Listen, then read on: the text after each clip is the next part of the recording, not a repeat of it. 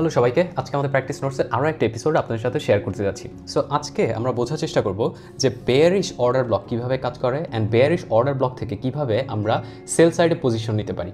ঠিক আছে, সো আমরা প্রথমে একটু খেয়াল করি যে প্রাইসের স্ট্রাকচারটা কেমন ছিল। প্রথমত প্রাইস একটা হাই তৈরি করলো, দেন এটা কিভাবে বুঝবো যে এইটা হায়ার হাই নাকি হায়ার লো। এখানে একটা লো ছিল, রাইট? এটা লো ছিল।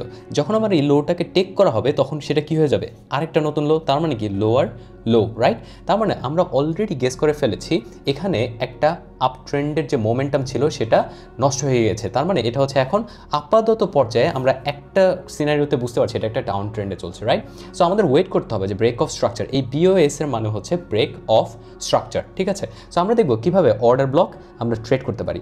এখন আমি আপনাদের বেশ কয়েকবার এক্সপ্লেন করেছি যে অর্ডার ব্লক অ্যান্ড আপনার ফেয়ার ভ্যালু গ্যাপের মধ্যে ডিফারেন্স কি।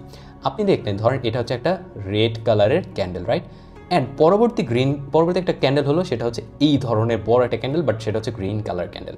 তখন আপনি এখানে যেটা পাবেন বা প্রাইস যখন উপরে যাওয়ার রিটেস্ট করবে সেটা হয়ে যাবে আপনার অর্ডার ব্লক। ঠিক আছে, আবার আপনি এক জায়গায় দেখলেন প্রাইসের মধ্যে এত বড় একটা ক্যান্ডেল তৈরি হলো, বাট পরবর্তী ক্যান্ডেলের কোনো উইকই এটার 50%-এর উপরে কাভারেজ দিতে পারলো না, উপরে হোক বা নিচে 50% উপরে কাভারেজ দিতে পারলো না। সেটা হয়ে গেল কি একটা গ্যাপ। তাহলে আমরা এটি কী বলতে পারি, ফেয়ার ভ্যালু গ্যাপ। সো আমি আশা করি আপনি এফভিজি অথবা অর্ডার ব্লকের মধ্যে ক্লিয়ার ধারণা পেয়েছেন, রাইট?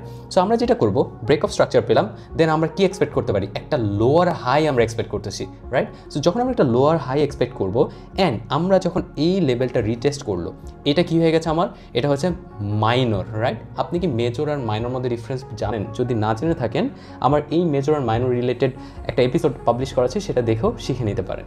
সো এটা হচ্ছে একটা মাইনর রেজিস্ট্যান্স, রাইট?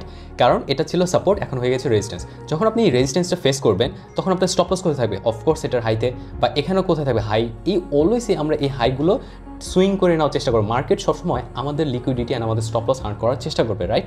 বাট আপনি সামহাও যখন দেখলেন যে এই লেভেলটা একটা ভালো জোন। কীভাবে ভালো জোন? একে তো হচ্ছে এখানে একটা গ্রিন ক্যান্ডেল ছিল, মার্কেটে শিফট আসার চেষ্টা করেছিল, বাট পরবর্তী ক্যান্ডেলটা এত ম্যাসিভ ক্যান্ডেল যেটা কিনা আপনার মার্কেটে সুইচ করে ফেলেছে, সিচুয়েশনটাই সুইচ করে ফেলছে। তার মানে এখানে একটা ফেয়ার ভ্যালু গ্যাপ। কারণ এই পর্যন্ত যতটুকু গ্যাপ আছে, কারণ এই পর্যন্ত কিন্তু কোনো উইক নেই, নিচের রেড ক্যান্ডেল বা গ্রিন ক্যান্ডেলের মধ্যে কোনো উইক নেই।